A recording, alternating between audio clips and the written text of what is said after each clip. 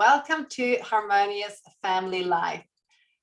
How to create deep connections and transform your family and live with confidence and grace.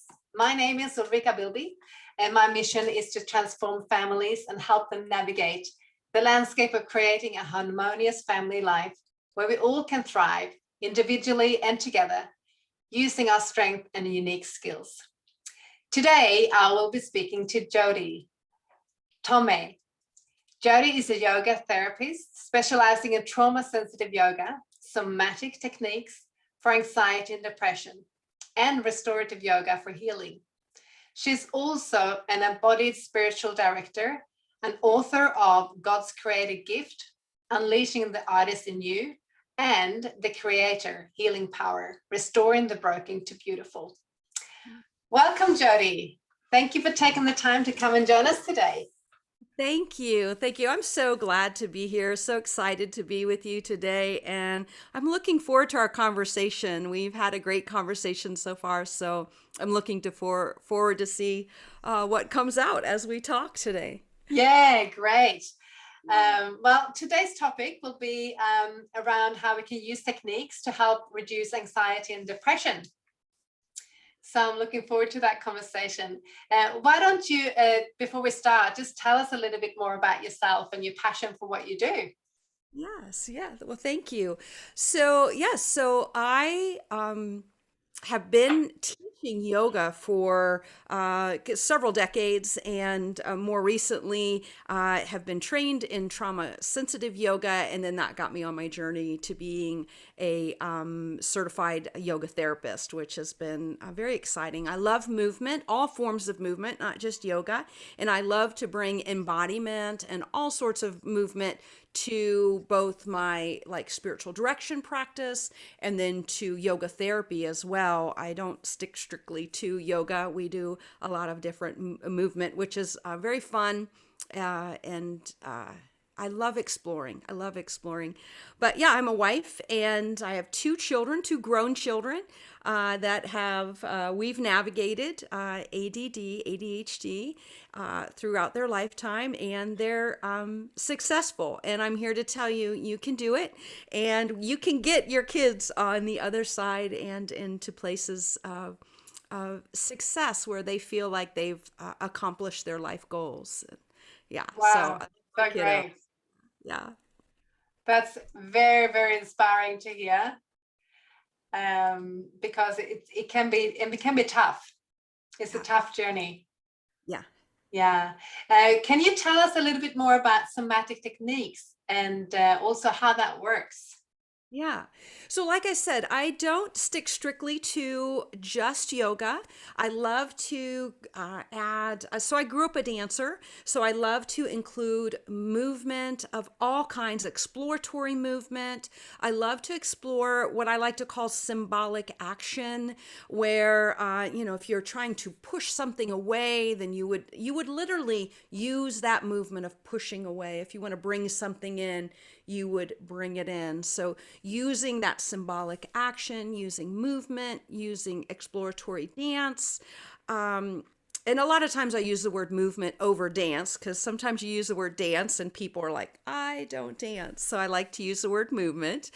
And I love, I've taught Pilates, I've explored a little bit of Hawkins and Alexander techniques. And so bringing these different techniques into the therapeutic realm, into also the spiritual direction realm.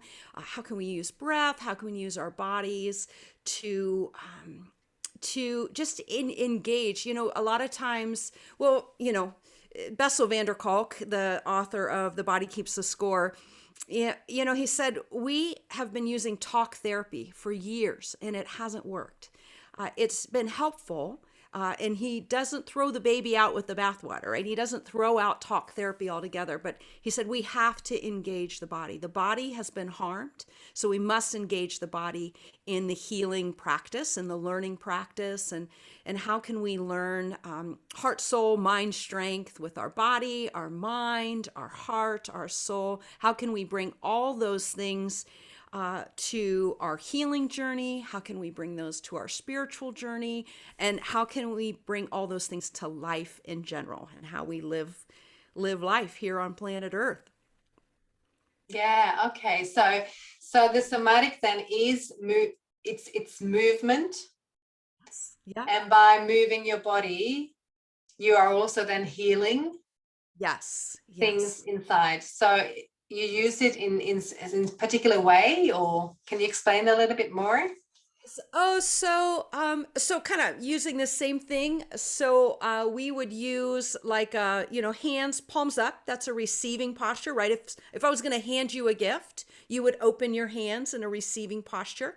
And a letting go would be if you're going to drop something, the palms are down. And so we might use something as simple as palms up, palms down. And I actually stole this from a Celtic technique of palms up, palms down. It's a Celtic spiritual practice, but if someone was struggling, perhaps they've been struggling with fear. Maybe there's been an incident in their life and in this past week, and they've really been struggling with anxiety and fear. We would probably take them into a practice, focusing on the inhale with palms up, focusing on the exhale with palms down. And then maybe even adding an intention or what we call like a mantra or a breath prayer, inhale, take a deep breath. Exhale, let go of fear. Inhale and receive courage. So I would play with opposites, fear, courage, depression, joy, anxiousness and worry, blessing, so kind of playing with those opposites and using that hand and the breath. Now that's very simple. It's a very simple technique. And it could be done seated. We could even play with it standing. We could, get standing and really, work on bringing in the good and then exhaling and letting go and pushing back and pushing away the negative or the things that you want to let go of. So that's an example. Like I said, and if I can find an embodied practice out there, something that engages the body, I am generally, I don't want to say stealing it because that's bad, but I'm generally finding a way like, oh, that's beautiful. That's wonderful. How can I use that then in yoga therapy to bring people to an embodied awareness of, what does it feel like to receive, to take in? What does it feel like to let go, to push away? So that's an example of an embodied practice. We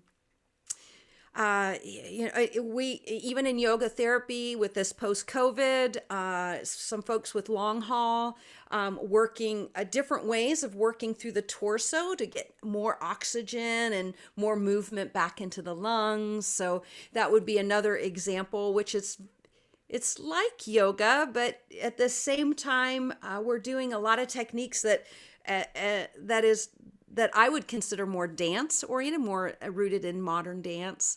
So for me, somatic, yeah, soma means body. So anytime I can bring the body, the soma, into the healing, whether it's physical healing, mental, emotional, spiritual, anytime I can bring the body into those journeys, I am.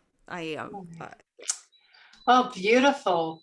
Yeah, I like that because I think we often forget to use movement. Mm-hmm. Yes. And I think it's it's what it is. When I know you go and you speak to a therapist and you talk and talk and talk, but sometimes you can be, tight, Yes. Yeah. like a ball. And then with movement and breath, you release. So that's beautiful. Yeah. You also been using another technique yourself and also with your children Yeah. that you call the anchor points. Anchor points. Could you Yes. tell us a little bit more about that? Anchor points. So I'm not even sure where I discovered anchor points, but then I did find them in the work of Babette Rothschild, who wrote the body remembers. So it's different than the body keeps the score. The body remembers, and she's a body-oriented psychotherapist, and she talks about anchor points. And so I began to use them, and I use them a lot. For me specifically, I will use them when one, I'm triggered. So sometimes in the practice of yoga or a practice even of meditation and stillness, I'll find myself triggered. I'll find that heightened fight or flight response has triggered for often unknown reasons. And what I've found is these anchor points are good at bringing me back and bringing me back into a place of felt safety. Even though I can be in a room that I know is completely safe, if my response has been triggered, I don't feel safe. So bringing myself with back to the room, back to my breath, and using these anchor points to do so has been extremely helpful. I will also use it if I'm going into a situation where there is a lot of people I don't know. Just I like people, but I can be overwhelmed in a room full of like walking into a place where I don't know anyone, or I only know a few people. And so I'll use it to just to kind of anchor myself. It anchors me in the room. It also anchors me in my own body so that I can step out with confidence and not be I guess, anxious about the situation I found myself in. And then that is how I've used it with the kids is walking into, any situation that they might find overwhelming. And it's not a negative overwhelm. Maybe it's just so much stimuli. Like you think about a child walking into like Chuck E. Cheese, there's just all the stimuli, and there's machines dinging and whirling, and then there's ball pits and balls, and then there's just everything is going on, and there's the smell of pizza, and there's sugar in the pop machine. I mean, just everything. It's overwhelming, and it can be. I mean, it's wonderful. It's great, but at the same time, it can be overstimulating for kids. And so.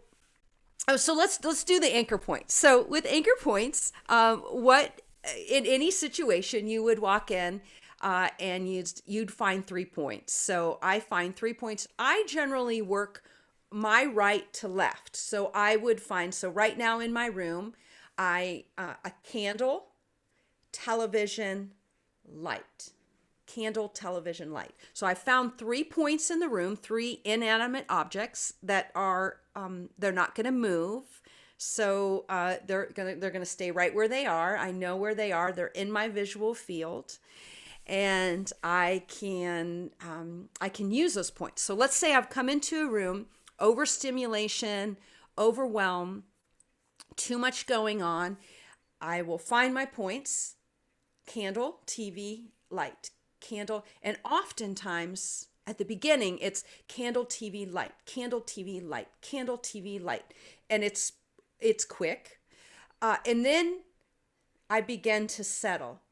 Candle, TV, light, candle, TV, light, candle, TV, light, candle, TV, light, and it almost becomes like in a way, almost like a mantra with 3 inanimate objects, which is kind of strange.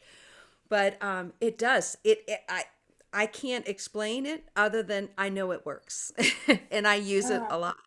So, at first, with a kid, it's almost like a game. Candle, TV, lights, candle, TV, lights. It's fun. It's like, okay. But then, having them, okay, slow it down, add your breath, slow your rhythm, and then it becomes this candle, TV, lights, candle, TV, lights, candle, TV, lights. And it becomes this soothing thing, almost rocking in a way. And the great thing about is, so I can bring myself to a place of calm. And then And then I'm walking into a situation and someone says, "Hey, I would like you to meet so and so." They're, I don't know, yeah, something that would be like, "Oh, huh," again, I can be like right back into candle, TV, lights, candle, TV, lights, Mm. candle, TV, lights. Now, it's harder if those things are behind me. It's much easier if I can face those things and I can see them because I can literally do candle, TV, light, candle, TV, light, and look at them and bring myself to a place of calm. Obviously, if they're behind me, I have to use my imagination and picture Mm. them there, but I know they're there because they were there a minute ago. They're going to be there when I turn around and I'm going to see them again. With kids, it's great. You can almost be a game, like, Mm. if they're into basketball, you can say three pointer, three pointer, and then they find their 3 points, if they like ships, anchor points, anchor points are fun because ships have anchors, so making it a game. And then when they become overstimulated or a place of overwhelm, you can say anchor points, and then they find their anchor points, and then hopefully the idea would be then it would become a practice for them, and that they know that even when they're not with you, anchor points, three Mm. point anchor points, and they hopefully by the time they're 10, they're using these anchor points themselves without prompt. But the Yeah. moment you walk into, a room, you can say, find your anchor points, find your anchor points. You might need Mm. them. Find your anchor points. And I Yeah. know I had shared with you yesterday, we were shopping, and there was a mom with a little one in the cart in front of me, Mm-hmm. and he was done. He was done. He just was like, get me out of this store. And it probably for him, he was tired. He might have been hungry. I mean, there are a number of different explanations, but he was done, and he was, wanting out of the cart. He was doing this, mom, mama, and she was just trying to get through the line. And I've been there myself and gotten those critical, judgmental looks, and I was sympathetic with her, and I knew kind of, I just knew she just needed to get through the line and get out the store.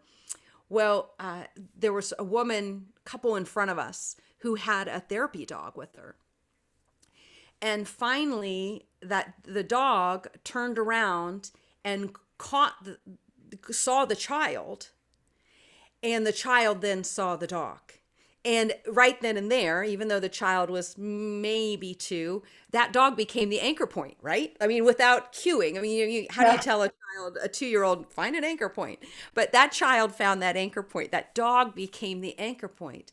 And that dog sat down and was so engaged, like it so wanted to engage with that child. And that child was quiet the rest of the time. I mean, she got in line, she got to the cashier, she got to, she was checking out. And the whole time, that child was looking for the dog, even when the dog was out of sight. He knew it was still there. And he was looking and trying to peer around because there were these partitions because of COVID. And he's trying to peer around, and he is looking for that dog. And we spoke earlier, that dog became the anchor point for that child, Yeah. brought him immediately to quiet. And it is so, because I had said to the mom, I had said, oh, it, this is such a struggle. I was trying to empathize with her and said, this is such a struggle. But when the dog and that boy found one another and spotted one another, I'm like, if you only knew all you needed was a dog. And she, Yeah. that dog is my savior. I'm like, yes, it is. So right then and there, without, calling anything an anchor point, or, calling it somatic based therapy, that child and that dog found one another. Mm. And that dog did its job because it was a therapy dog. That dog did its job not even with its own owner, with it engaged with this child, and the owner was gracious enough to let the dog engage with the child, because I know a lot of times service dogs kind of stick to their owner, but she was gracious enough to allow that child that I think earlier you said with grace, right? What Yeah. grace Yes. to let that dog become the distraction, the beautiful distraction for that child in that Mm. moment, and for that mother to just get her shopping done and out of the store without a crying child. Yeah. Yeah.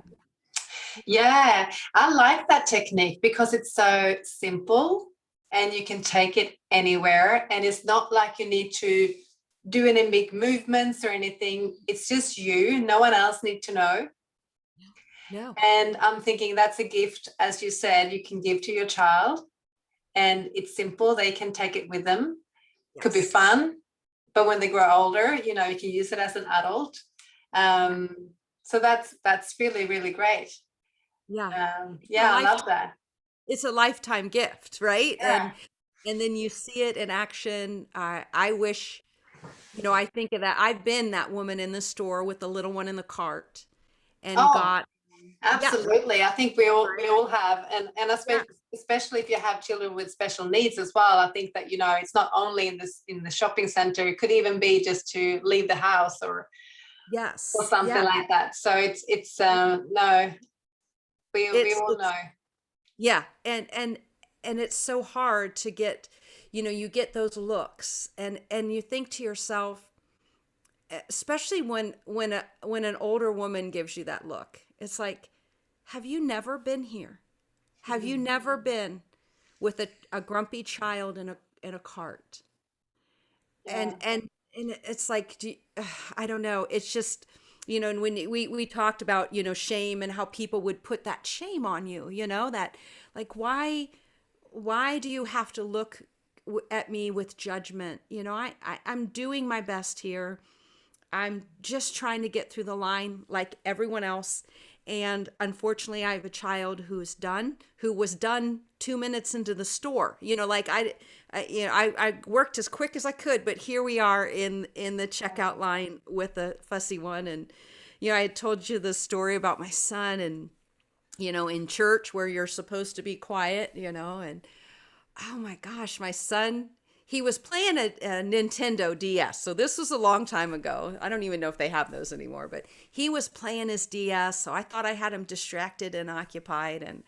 And the preacher, there was some verse about, if your child asks for a stone or asks for bread, would you give them a stone? Obviously, the answer would be no, you'd give them bread. And then the next question is, if they asked for a fish, would you give them a snake? And my son pops up and says, yeah, because if he was given the choice between a pet fish and a pet snake, my son would have chosen the snake. I mean, he thought that was cool. But, he's speaking out, and I'm like, oh Lord, but I mean, everyone handled it so graciously. Like, everyone laughed, and not laughed at him, but laughed because it was funny. And he was like, oh, look, I entertained everyone. He thought it was funny too.